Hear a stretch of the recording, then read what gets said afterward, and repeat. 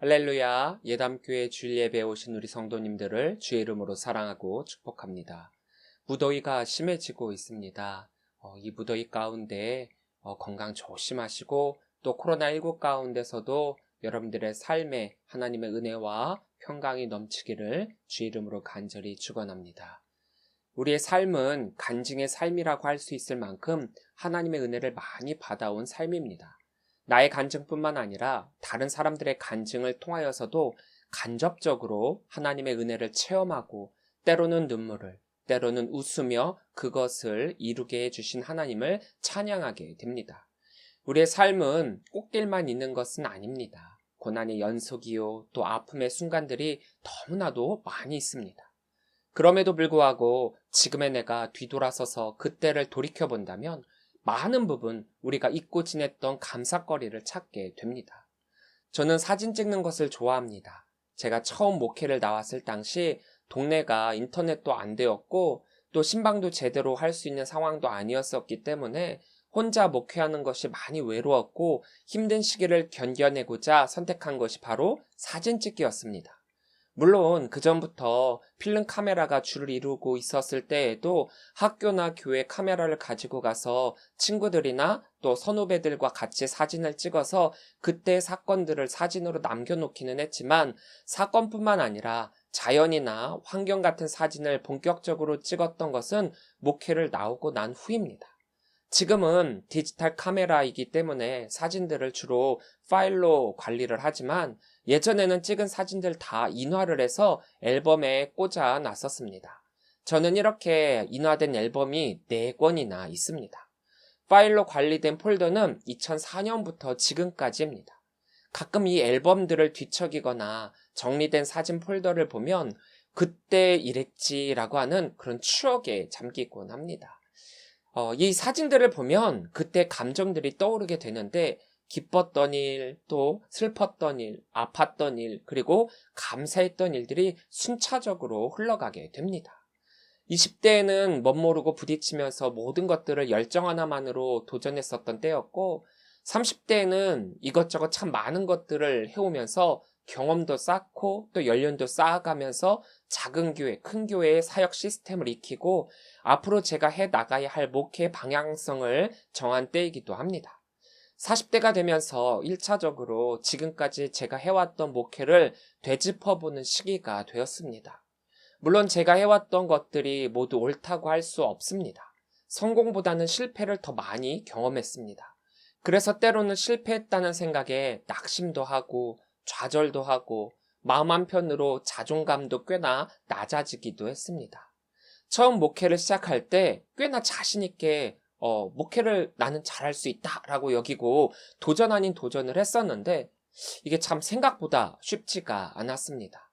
믿음과 열정만으로 설명할 수 없는 것들이 꽤 많이 있었기 때문입니다. 그런데 목회에서 성공과 실패의 결정은 무엇으로 정해지는 것일까요? 오늘 본문의 말씀을 준비하면서 가장 많이 제 입술로 나왔던 말이 맞다. 그때 하나님이 그렇게 해주셨다라는 것입니다. 인간의 관점에서 볼 때 실패라면 실패라고 할 수 있음직한 것들이 꽤나 많았습니다. 왜냐하면 결과로 그것들을 판단하기 때문이죠. 그런데 실패라고 할 수 있는 그 사건 뒤에 그것은 실패가 아니라 다른 방향으로의 하나님의 도우심이라는 것을 나중에야 깨달을 수 있었습니다. 그 사건의 때에는 정말 많이 힘들었습니다. 모세가 이스라엘 백성들의 원망을 듣고 마음의 갈등과 분노 또 혹은 사역의 허탈감 같은 것들을 느꼈던 것들을 보면서 저 역시도 맞다라고 여기며 모세의 심정에 공감을 느끼기도 했습니다. 어떻게 보면 자기 위로일 수도 있지요. 하지만 시간이 많이 지난 지금의 시점에서 볼 때 그것은 또 다른 하나님의 은혜였음에 감사할 수밖에 없습니다. 모세와 이스라엘의 출애굽 사건에 대한 소식이 모세의 장인이며 또한 미디안 제사장인 이드로에게까지 전해지게 됩니다. 1절입니다. 모세의 장인이며 미디안 제사장인 이드로가 하나님이 모세에게와 자기 백성 이스라엘에게 하신 일, 곧 여호와께서 이스라엘을 애굽에서 인도하여 내신 모든 일을 들으니라. 모세가 하나님께 소명을 받았을 때 사실 이것은 모세 한 사람만의 결정으로 될 일은 아니었습니다. 하나님께서 이미 모세를 사용할 마음을 가지고 계셨고 모세는 그 소명에 따라야 하는 것은 맞지만 이 하나님의 일을 감당하기 위해서는 모세 혼자가 아닌 이미 그와 함께 있었던 가족들의 동의도 필요했기 때문입니다. 저와 함께 목사 안수를 받으셨던 분은 저보다 10살이 많으셨습니다. 처음부터 목회를 하려고 하셨던 것이 아니라 사회에서 직장 생활을 하고 결혼도 하고 또 목회와는 상관없는 삶을 사시다가 목회하기로 결심하셨다라고 했습니다. 목사님의 결정이야 그렇다 치고 사모님의 이야기를 들어보니 엄청 반대하셨다라고 했습니다. 자신은 사모가 되기 싫어서 일반 직업을 가진 사람이랑 결혼을 한 것인데 결혼한 후에 목회를 하겠다라고 하니까 자기는 절대로 사모가 되기 싫다면서 엄청 반대를 했었다라고 합니다. 하지만 저는 이분들이 목사와 사모가 되신 후 목회하시는 이 모습을 보면서 참 멋진 목회자 가정이다라는 생각을 가졌습니다. 결혼한 후 아내에게 사역의 동의를 얻는 것도 어렵지만 결혼하기 전에 이 사역을 전제로 결혼할 것에 동의를 얻는 것도 참 어렵습니다. 배우자가 목사가 된다고 하면 싫기는 하지만 그래도 그 배우자가 사역을 못하도록 막을 수는 없고 그래서 어떻게든 따라가게 되지만 결혼하기 전에는 아예 배우자로 목사를 선택하지 않으니까요. 목회가 하나님의 사역이 어렵다라는 인식이 많은 사람들에게 있습니다. 목회가 어려운 것 맞고 때로는 희생을 강요해야 한다라는 것도 맞습니다. 완전히 아니다라고는 할 수 없지만 하나님이 과연 그것을 방관하신 채 사역자로 부르실까요? 모세에게도 이런 어려움이 있었습니다. 어찌어찌 하나님의 소명에 대해서 아내 십보라를 설득하는 것까지는 성공한 듯 보였지만 사역을 하기 위해서 이 가정에 큰 어려움을 겪기도 했습니다. 사역의 첫 발을 내딛기도 전에 모세가 죽음의 위기에 처한 사건 때문에 아내 십보라는 마음의 결단이 무너졌을지도 모릅니다. 그리고 모세 역시 그런 십보라와 함께 애굽에 가서 사역을 하며 가족들을 힘들게 하고 싶지는 않았을 것입니다. 그래서 4장 24절부터 26절의 기록을 마지막으로 십보라에 대한 언급이 그동안 사라진 까닭은 모세가 십보라와 가족을 다시금 미디안으로 보냈기 때문입니다.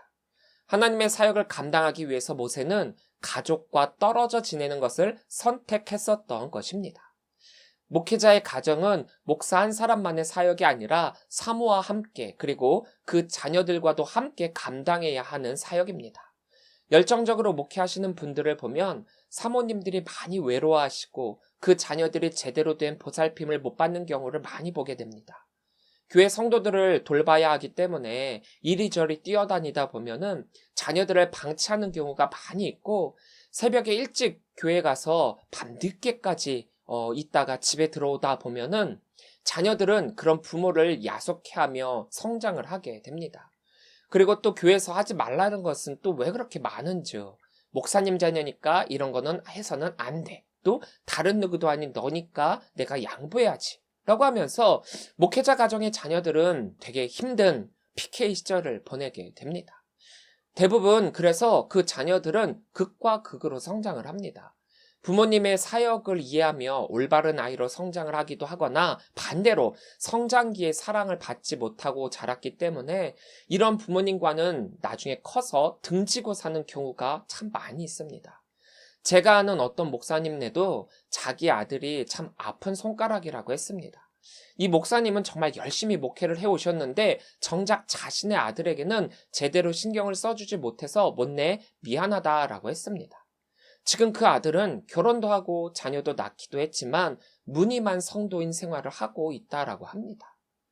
자신의 사위가 한 신의 소명을 받고 어려운 일에 도전을 한다라고 했을 때 딸을 가진 아비의 입장에서 그러한 사위가 못내 미웠고 못 믿음직스러웠을 것입니다. 더군다나 시작하기도 전에 큰 어려움을 당하게 되었으니까요.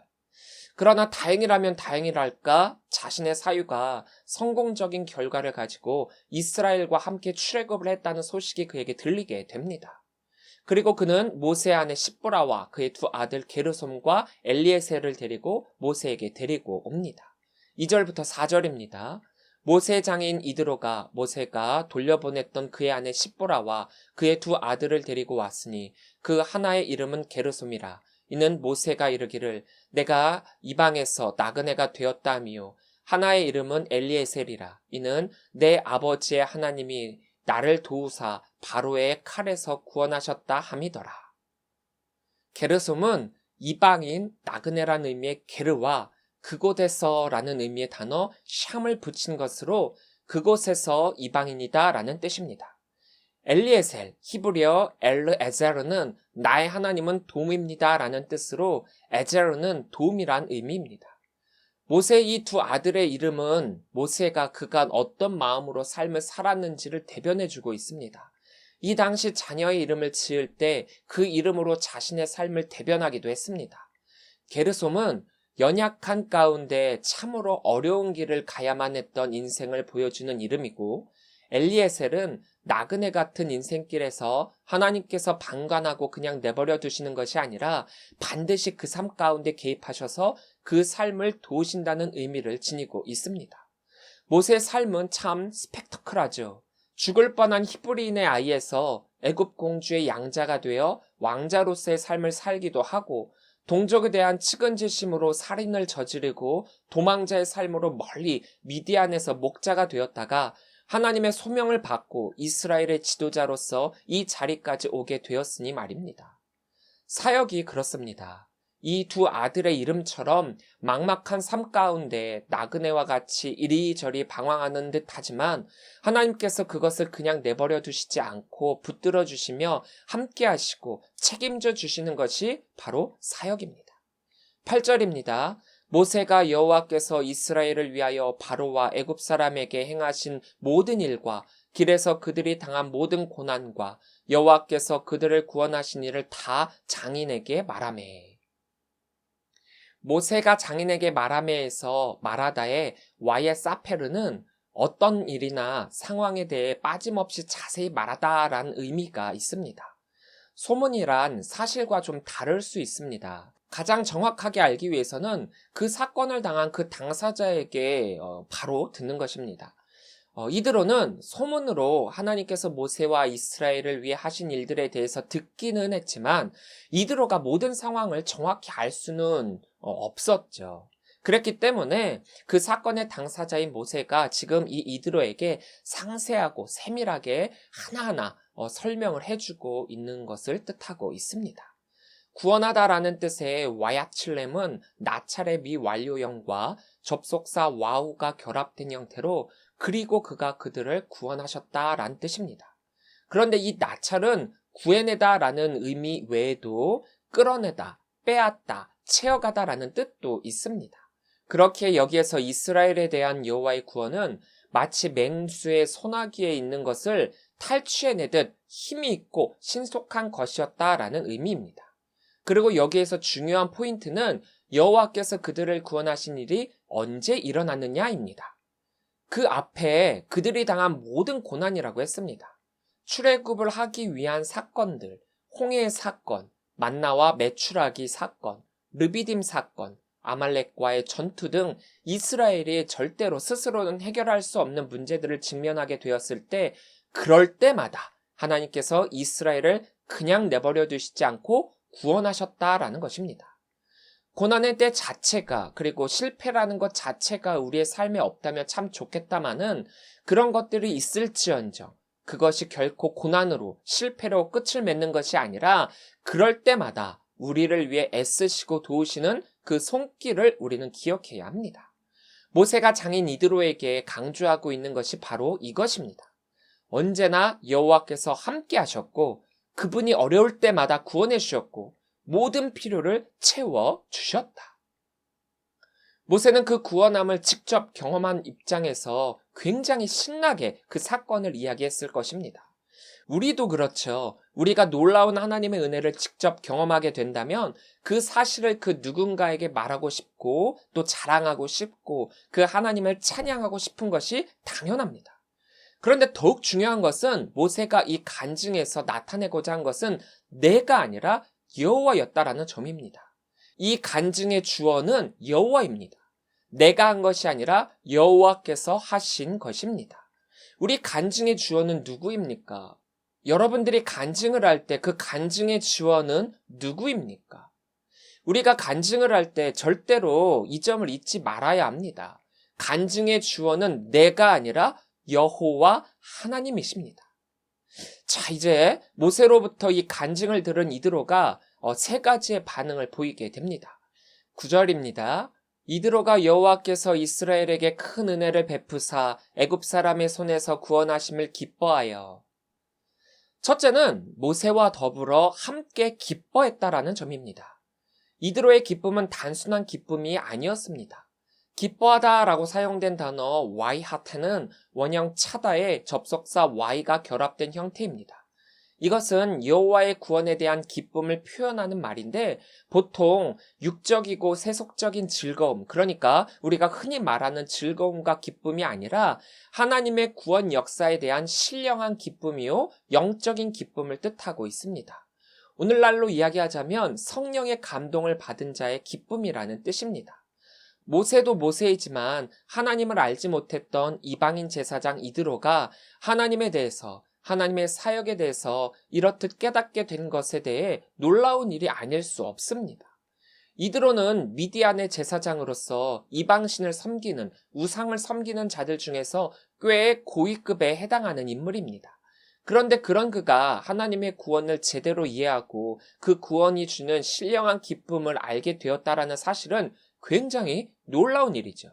오늘날로 치자면 다른 종교를 믿고 있는 꽤 고위급의 사제가 우리 기독교 하나님의 구원을 제대로 이해하고 기뻐했다라는 것입니다.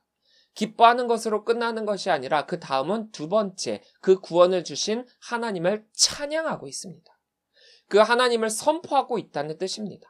10절입니다. 이드로가 이르되 여호와를 찬송하리로다. 너희를 애굽 사람의 손에서와 바로의 손에서 건져내시고 백성을 애굽 사람의 손 아래에서 건지셨도다. 여호와를 찬송하리로다 해서 바룩은 무릎을 꿇다, 절하다, 복을 구하다라는 뜻의 바락의 수동 분사형입니다. 이드로의 찬양은 비록 개역개정에서는 여호와를 찬송하리로다 라고 번역되어 있지만 원문으로는 킹 제임스 버전에서 번역한 것처럼 Blessed be the Lord, 여호와께서 축복을 받으실지어다 라고 하는 것이 맞지만 인간이 하나님을 축복한다라는 것은 있을 수 없기 때문에 여호와는 복이 있도다 라는 의미로 해석을 합니다.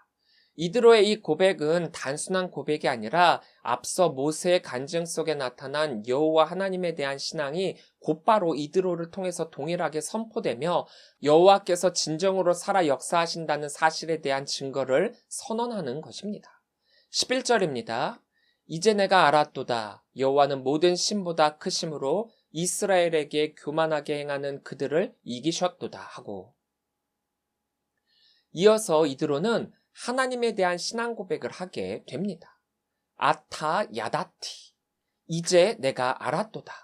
이것은 새롭게 발견된 어떤 것을 소개하거나 지금까지 받아들여진 것을 다시 확인할 때 사용되는 말입니다. 바로도 이드로도 이방인으로서 여호와 하나님에 대해서 알지 못했던 인물입니다. 그런 그들에게 모세는 동일한 하나님을 선포했습니다. 그러자 바로는 나는 여호와를 알지 못한다라고 했고 이드로는 이제 내가 알았도다 라고 선포합니다. 바로 여호와 하나님만이 참신임을 발견하게 되는 진리를 깨달았다라는 것입니다. 미디안 제사장 이드로의 입에서 여호와는 모든 신보다 크시도다 라고 하는 이 놀라운 선언이 일어나게 됩니다. 자신이 섬기고 있는 신이 있습니다. 내가 섬기는 신이 최고라는 신앙으로 살아가죠. 더군다나 그 신앙의 정점인 최고직 사제입니다. 그런 이드로의 입에서 이런 고백이 나온다는 것은 있을 수 없는 일입니다. 그럼에도 이드로의 이 고백은 모세의 고백과 간증으로 말미암아 하게 된 고백입니다. 자신이 직접 경험한 것은 아니지만 모세를 통해 간접적으로 그 은혜를 경험하게 되었고 앞으로도 계속해서 하나님의 은혜와 능력이 이들과 함께할 것이라는 확신을 갖게 됩니다. 놀라운 일이죠. 이것이 복음입니다. 복음은 있을 수 없는 일을 일으킵니다. 그리고 그 복음의 주인공은 누구나가 될 수 있습니다. 믿는 우리가 될 수도 있지만 믿지 않는 자들에게도 일어날 수 있습니다. 바로 이드로처럼 말입니다. 이제 이드로는 모세와 함께 기뻐하고 그 하나님을 찬양한 다음으로 세 번째 그 하나님께 대한 감사의 행위를 하게 됩니다. 12절입니다. 모세 장인 이드로가 번제물과 희생제물들을 하나님께 가져오매 아론과 이스라엘 모든 장로가 와서 모세 장인과 함께 하나님 앞에서 떡을 먹으니라. 이드로가 하나님께 드린 감사는 번제와 희생제입니다. 번제는 제단의 제물을 다 태워서 드리는 제사이고, 희생제는 일부는 제단에 태우고 나머지 일부는 함께 나눠 먹는 제사입니다. 본문은 이드로가 드린 희생제물을 모세뿐 아니라 아론과 이스라엘의 모든 장로가 함께 나눴다고 말합니다. 여기에서는 좀 논란이 있습니다. 이드로가 미디안의 우상을 섬기는 제사장으로서 하나님께 이러한 제사를 드리는 것이 타당한 것이었는가라고 하는 점입니다. 이때는 아직 하나님께서 이스라엘에게 제사법을 정해주시기 이전입니다. 제사를 어떻게 하라고 하나님께서 말씀해 주시기 전이라는 것이죠. 그래서 이것을 이방인 제사장이 하나님께 드리는 제사를 주도했다라는 것으로 보기보다는 하나님의 구원하심을 듣고 기뻐하고 믿고 선포하고 찬양하면서 마음으로 우러나오는 감사로서 이 제사를 하나님께 드리고 있다라는 것으로 보는 것이 맞습니다. 감사의 예물을 하나님께 드린다라는 것이죠. 오늘날로 치면 하나님을 알지 못했던 불신자가 간증을 듣고 마음의 감동을 받아 하나님을 믿게 되고 그 하나님께 감사헌금을 드렸다라고 생각하시면 됩니다. 하나님께 대한 기쁨과 찬양은 바로 이렇게 감사로 연결되게 되어 있습니다. 이것을 모르는 어떤 사람들은 교회에서의 헌금은 목사가 돈 벌기 위한 돈벌이다라고 매도를 하고 있고, 요즘과 같은 코로나19 상황에서 방역당국의 명령처럼 비대면 예배로 하면 될 것을 굳이 어겨가면서 현장 예배로 강행하는 이유는 다 헌금, 돈벌이 때문이다라고 잘못된 이야기를 퍼뜨리고 있습니다. 요즘 많은 교회들이 헌금에 대해서 많이 강조하지 않습니다. 1년에 헌금 설교를 한두 번 정도만 합니다. 그것도 꼭 가르쳐야 할 부분만 가르치고 강조를 하고 있습니다. 이유는 이와 같이 믿지 않는 자들이나 믿음이 연약한 자들에게 오해를 주거나 실족해 하지 않기 위해서입니다. 헌금은 돈벌이가 아니라 하나님의 은혜에 대한 감사의 행위입니다. 목사를 위해 헌금을 하는 것이 아니라 하나님의 은혜와 구원에 대한 감사로서 내가 주체할 수 없는 기쁨과 찬양의 모습으로 하나님께 드리는 것입니다. 어떻게 보면 이스라엘에 대한 하나님의 이 구원하심은 이드로와는 상관이 없다면 없을 수 있습니다. 비록 자신의 사위와 딸, 손자들과 연관이 있기는 하지만 자신은 미디안의 제사장으로서 굳이 여호와 하나님을 찬양할 필요도 없었을 뿐더러 이 번제와 희생제를 하나님께 드릴 필요도 없었습니다. 그럼에도 그가 이렇게 했었던 것은 여호와의 구원에 대한 감사가 넘쳤기 때문입니다.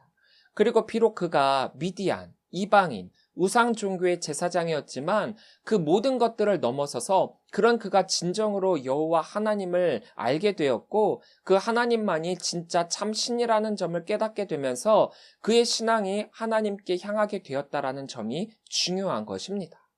사랑하는 성도 여러분, 여러분들의 삶을 한번 되돌아보시기 바랍니다. 나는 왜 되는 일이 없을까? 왜 하나님은 나와 함께 하시지 않으실까? 왜 하필 이런 일들이 나에게 일어날까라는 고난과 좌절된 일들이 여러분들에게 있었을 것입니다. 하지만 지금의 여러분들을 보신다면 그때 여러분들의 삶을 하나님께서 그냥 내버려 두시지 않으시고 여기까지 인도하신 에베네셀의 하나님의 역사가 지금까지도 함께 하셨음을 깨닫게 되고 앞으로도 함께 하심을 확신하게 되며 그로 말미암아 감사가 넘쳐나게 될 것입니다. 간증은 또 다른 간증을 낳고 고백은 또 다른 고백을 낳고 감사는 또 다른 감사를 낳게 되어 있습니다. 모세의 간증은 이드로의 감사로 이어졌습니다. 이드로가 희생제를 드리고 하나님 앞에서 이스라엘의 장로들과 함께 식사를 했다라고 하는 것은 이스라엘 신앙 공동체 안으로 그가 들어왔음을 보여줍니다. 성도의 간증은 한 성도의 간증으로 끝나는 것이 아니라 다른 이들로 말미암아 삶으로 살아가는 하나님의 은혜를 간접적으로 경험케 만들어주어 또 다른 성도를 만들게 됩니다. 지금까지 여러분들과 함께 하신 여호와 하나님에 대한 감사의 간증이 그 입술에서 떠나지 않게 하시기 바랍니다. 여러분들의 그 고백이 많은 이들로 하여금 하나님을 알게 하고 하나님께 찬양하고 하나님께 감사하게 하고 하나님의 자녀로 거듭나게 만들 것입니다. 코로나19의 이 시기에 더욱 이러한 감사는 넘쳐날 줄 믿습니다. 하나님을 알지 못하는 이들이 더욱 하나님을 알게 되고 우리의 삶이 더욱 감사로 넘쳐날 줄 믿습니다. 우리들이 살아온 삶의 여정에는 하나님의 발자취가 담겨져 있습니다. 여호와의 구원이 있습니다.